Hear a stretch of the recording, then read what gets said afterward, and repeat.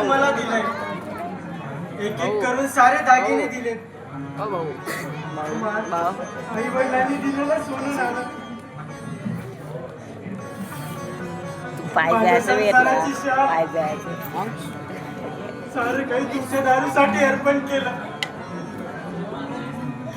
पण इतकं करूनही तुम्हाला समाधान नाही.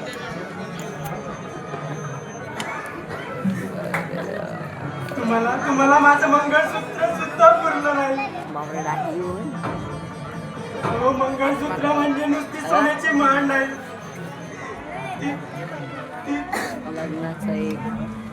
ती तर आपल्या नात्याचा सन्मान आहे आणि आपल्या लग्नाची शपथ आहे. आणि ते तुम्ही विकलात.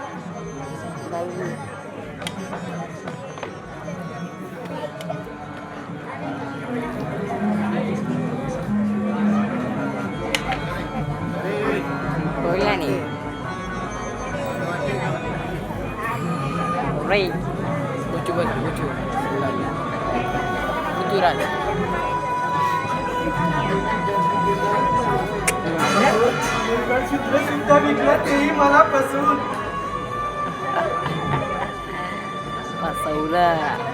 माझ्या साऱ्या गोष्टी तुम्ही आयुष्यात काढल्या. या दारूने तुम्हाला इतकं आंधळ केलंय. तुम्हाला माझं प्रेम दिसलं नाही, माझा त्याग दिसला नाही. आज मी एकटी आहे. पण एक गोष्ट अजून शिल्लक आहे आणि तो म्हणजे माझा स्वाभिमान.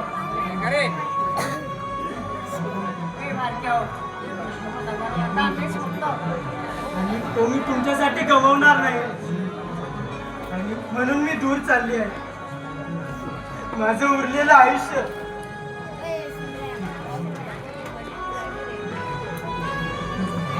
आता मी तुमच्यासाठी एक चिठ्ठी लिहून ठेवतो.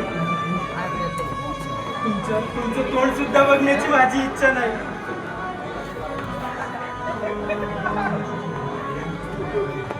आता मी तुमच्या आयुष्यातून गेली की तुम्हाला कळेल की तुम्ही काय गमावलं आहे. पण तोपर्यंत कदाचित उशीर झालेला असेल. मी माझ्या भावाच्या घरी निघून जाते.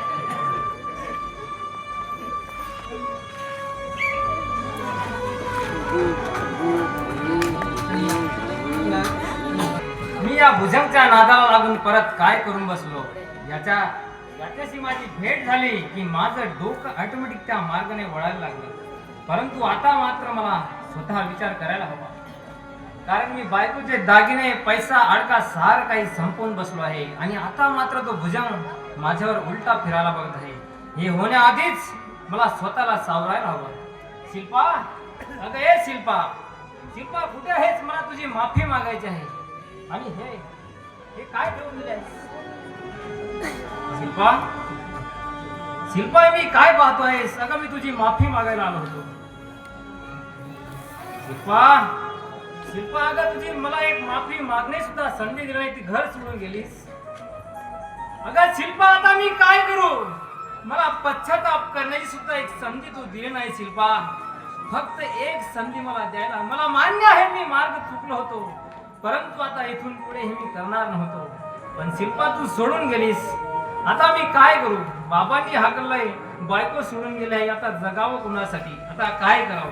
आणि हे सगळं झालं त्या माझ्या कुसंगतीच्या मित्रामुळे, भुजंगमुळे. फक्त एक घोट.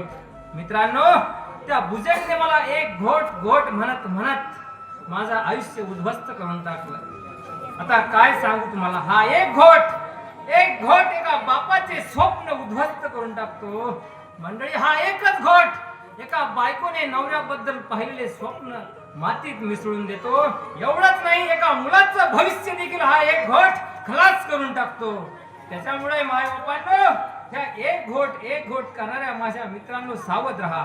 हा एक घोट एक दिवस तुमच्या आयुष्याचा घोट घेतल्याशिवाय राहणार नाही. म्हणून सर्वांना विनंती आहे, हा एक घोट आपल्याला आयुष्यात आनंद नाही देणार आहे, फक्त त्यामागचे हजार अश्रू.